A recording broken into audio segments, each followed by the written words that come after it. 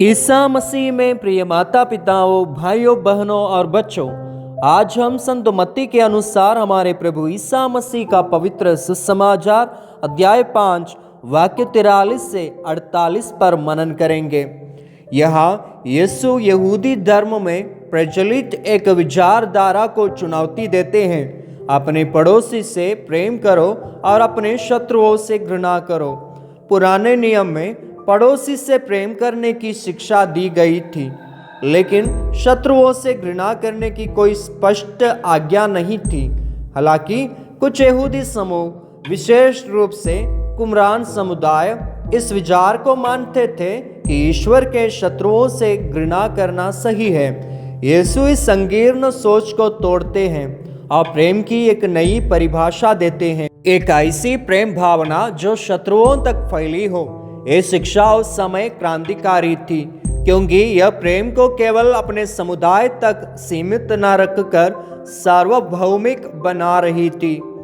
यीशु हमें पिता ईश्वर की तरह बनने का बुलावा देते हैं, क्योंकि वह अपने सूरज को बुरे और भले दोनों पर उदय करता है और धर्मी तथा अधर्मी दोनों पर पानी बरसाता है।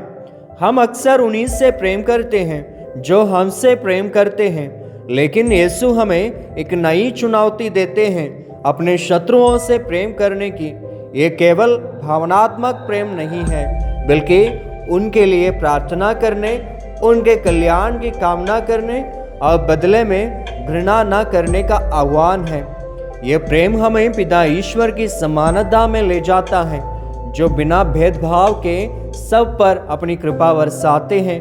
संत यूहन्ना क्रिसोस्टम कहते हैं, यदि आप केवल अपने मित्रों से प्रेम करते हैं तो आप ईश्वर की संतान नहीं, बल्कि सांसारिक स्वभाव के व्यक्ति हैं। यीशु का कथन, अदा पूर्ण बनो जैसे तुम्हारा स्वर्गिक पिता पूर्ण है, हमें पूर्णता की ओर बुलाता है। कैथोलिक कलीसिया की संहिता सीसीसी 1827 बताती है कि पूर्णता का अर्थ दोष रहित होना नहीं, बल्कि एक ऐसा प्रेम रखना है जो किसी को भी बाहर ना छोड़े। संत पोप फ्रांसिस अपने प्रेरित पत्र फ्रैटेली तुtti में कहते हैं कि सच्चा प्रेम हमें सार्वभौमिक एकता की ओर प्रेरित करता है। संत थॉमस एक्विनास भी कहते हैं कि ईश्वरीय प्रेम का अर्थ यह है कि हम अपने शत्रुओं के लिए भी भलाई की कामना करें। इस शिक्षा को हमारे जीवन में लागू करने के लिए हमें कुछ चीज़ों का अभ्यास करना चाहिए। पहला, अपने शत्रुओं के लिए प्रार्थना करना।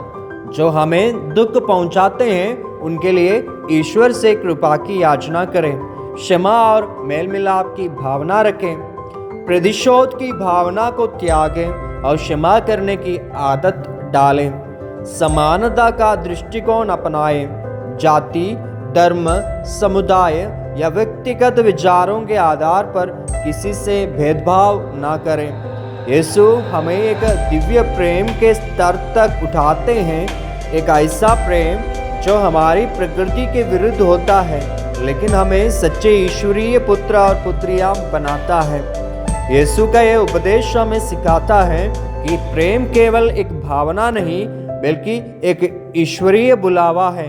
पिता ईश्वर की समानता में आना ही ईसाई जीवन का परम लक्ष्य है।